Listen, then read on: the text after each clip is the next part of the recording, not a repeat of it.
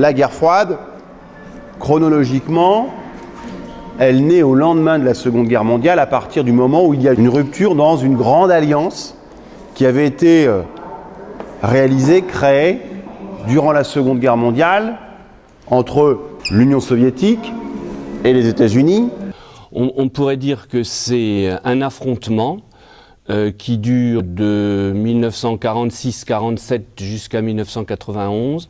C'est un affrontement de deux superpuissances qui ont organisé chacune un bloc autour d'elle-même, et c'est un affrontement qui a une dimension idéologique, militaire, qui a une dimension politique et qui a une dimension d'organisation globale. En mars 1947, Winston Churchill, prononçant un discours à Fulton, Université de Missouri, dans lequel il dit de Stettin dans la Baltique à Trieste en Adriatique, un rideau de fer a coupé l'Europe en deux.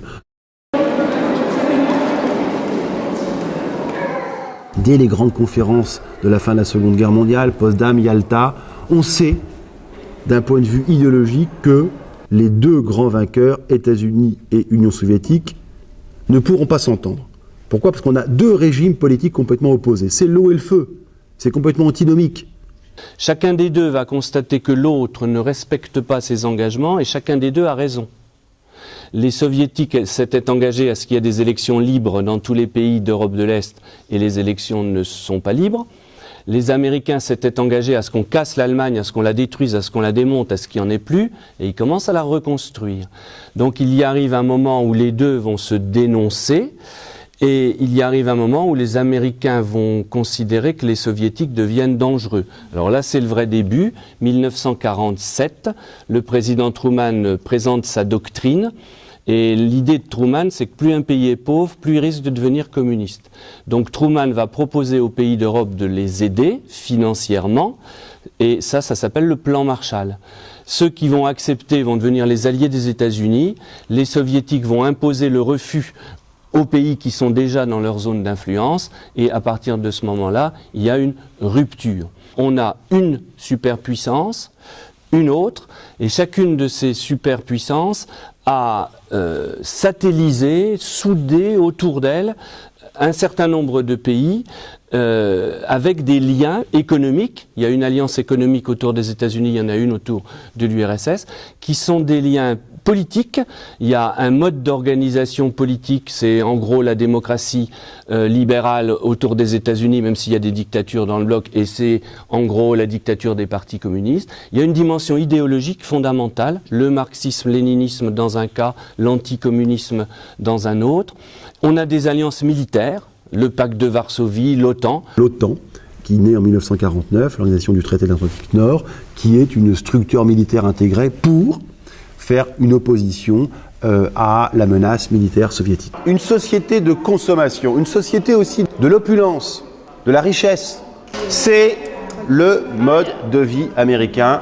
L'Amérique est vraiment la première puissance économique, et en réalité, ce qui vous paraît aujourd'hui faisant partie, enfin, du quotidien étant complètement naturel. Ça vous paraît naturel d'avoir une télé, d'avoir un réfrigérateur, d'avoir une voiture. Vous voyez cette grosse voiture américaine là, une Lincoln.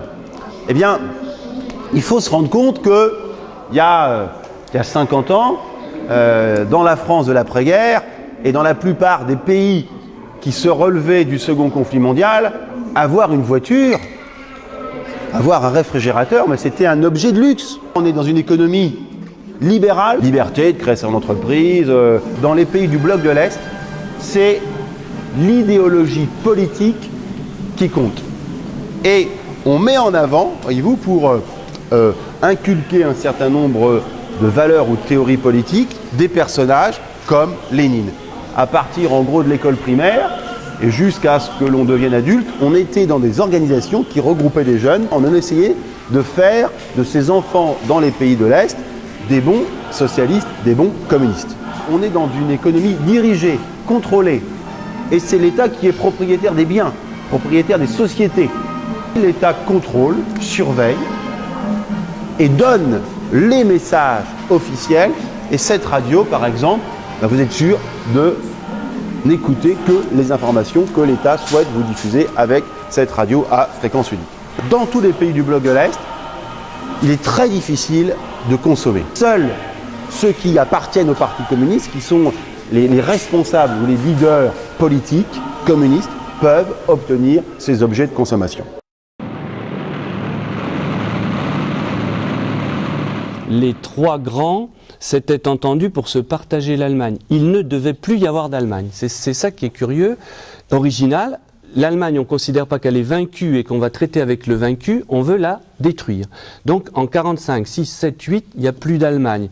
Il y a une partie de l'Allemagne qui est occupée par l'URSS, à l'Est, il y a une partie par les Anglais, il y a une partie par les Américains, et Anglais et Américains se sont entendus pour en donner une petite partie aux Français. Mais en fait, si vous regardez la carte, les Soviétiques ont un tiers à l'Est, et les trois Occidentaux ont les deux autres tiers. Donc, Berlin se trouvait isolé dans la zone soviétique, et il y avait un tiers de Berlin soviétique et deux tiers de Berlin alliés. Et il fallait donc survoler une partie soviétique pour aller se poser à Berlin, on va dire Berlin qu'on appellera par la suite Berlin-Ouest. Staline, le patron de l'Union soviétique, veut affamer, veut faire plier Berlin-Ouest. Et pour faire plier Berlin-Ouest, il va instaurer ce qu'on appelle un blocus, c'est-à-dire un enfermement, et empêcher tout approvisionnement par voie ferrée ou par voie routière. Pour cause de travaux, disaient les Soviétiques. Mais tout ça, ça a été feutré parce qu'il ne s'agissait pas de faire la guerre. En fait, c'était clair, Berlin-Ouest allait s'asphyxier. Et Staline pensait qu'il y avait qu'à attendre que le fruit tombe. Truman a immédiatement décidé de faire quelque chose. Mais faire quoi? Soit il envoyait des chars pour dégager les soi-disant travaux, il pouvait le faire, mais à ce moment-là c'était la guerre, et il ne veut pas l'affrontement avec les soviétiques, parce que du point de vue militaire, ça risque d'être très dur. Donc il va avoir l'idée d'un pont aérien, c'est-à-dire faire décoller des avions de la partie ouest de l'Allemagne pour aller les faire poser dans la partie ouest de Berlin. Staline a deux solutions, soit il tire sur les avions, il peut faire, mais c'est la guerre, et il ne veut pas la guerre. Et là on voit ce que c'est que la guerre froide, hein, une sorte de grande partie d'échec, ou alors il laisse poser les avions, ce qu'il va faire parce qu'il est persuadé que ça va rater. Et là c'est la puissance de la logistique américaine, hein. Les Américains vont organiser des vols, c'est assez phénoménal. Le blocus de Berlin, c'est vraiment, quand on dit un pont aérien, des avions qui arrivent, qui se posent à Berlin-Ouest. S'ils n'arrivent pas à se poser, ils doivent retourner pour ne pas arrêter le suivant. Les avions se posent, on les décharge, et comme ça, pendant 11 mois, il va y avoir des 275 000 vols, et ils vont réussir à faire vivre la ville. Und die Flugzeuge sind alle Minute, jede Minute ist ein Flugzeug eingeflogen und hat Lebensmittel gebracht. Und im Winter haben sie sogar Kohlen gebracht. Allerdings war das nicht viel, das war 25 Kilo für den ganzen Winter. Aber, und daher wurden auch viele Parks abgeholzt, denn nachts sind wir dann rausgegangen und haben die Bäume abgesägt, um etwas heizen zu können.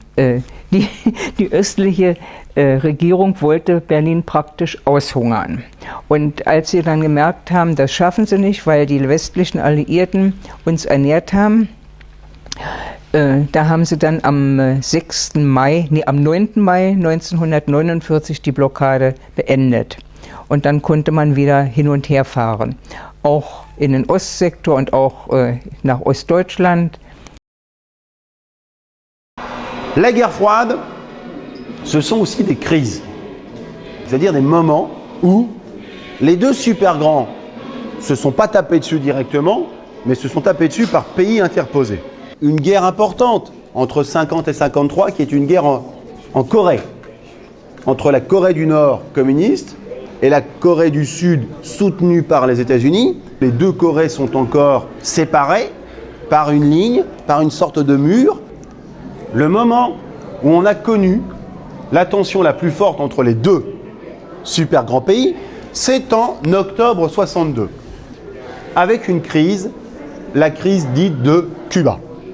Castro s'empare de Cuba après avoir fait une révolution, après avoir renversé un régime qui était proche des États-Unis et installe à Cuba un régime socialiste. Un régime qui va faire appel à l'Union soviétique pour se maintenir. Castro autorise l'installation de rampes de lancement de missiles atomiques soviétiques pour pouvoir potentiellement envoyer le feu nucléaire, la bombe atomique sur les États-Unis. Kennedy, sachant que, après avoir vu ces photographies, s'adresse à la nation américaine et dit « Nous n'accepterons jamais que le territoire américain soit menacé par l'arme atomique soviétique. » Un bras de fer, une tension vraiment très forte parce que des bateaux soviétiques, comme on le voit là-bas, le Poltava et d'autres, apportent en octobre 62 du matériel pour installer les missiles atomiques. On est au bord du gouffre. On va, par la diplomatie, par la discussion, faire en sorte que la crise de Cuba ne se transforme pas en guerre ouverte, en guerre chaude. Et donc, à partir de 62, ils ont décidé de coexister. Un secrétaire d'État américain qui a dit « il faut s'entendre ou disparaître ». Les armes nucléaires sont devenues tellement puissantes que cette guerre nucléaire, si elle éclate, elle détruira les deux puissances.